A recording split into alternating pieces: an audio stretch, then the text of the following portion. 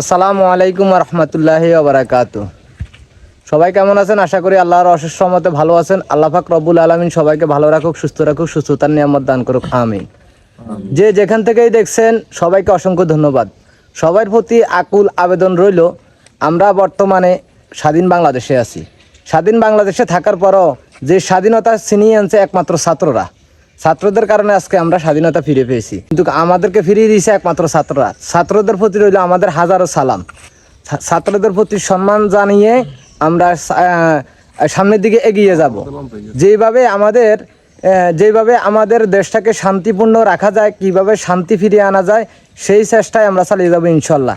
বর্তমানে একটা গুজব ছড়িয়েছে, বিভিন্ন জায়গাতে বিভিন্ন সমস্যা হইতেছে, তবে এর পাশাপাশি বাস্তবতা আছে। বাস্তবতাটা হলো যে এটাই, যে বর্তমানে জায়গায় জায়গায় অনেক জায়গাতে অপহরণ হয়েছে, অনেক জায়গাতে লুটপাট ভাঙচুর হইতেছে। আল্লাহর হস্তে সবাই এগুলা থেকে বিরত থাকবেন।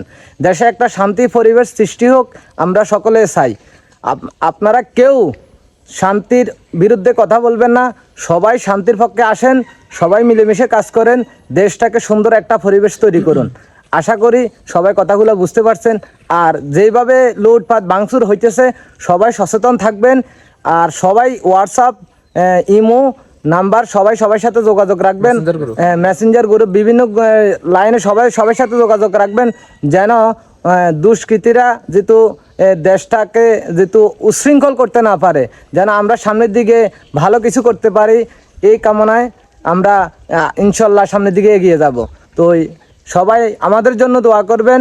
আর যারা শহীদ হয়েছে তাদের আত্মার মাগফিরাত কামনা করি।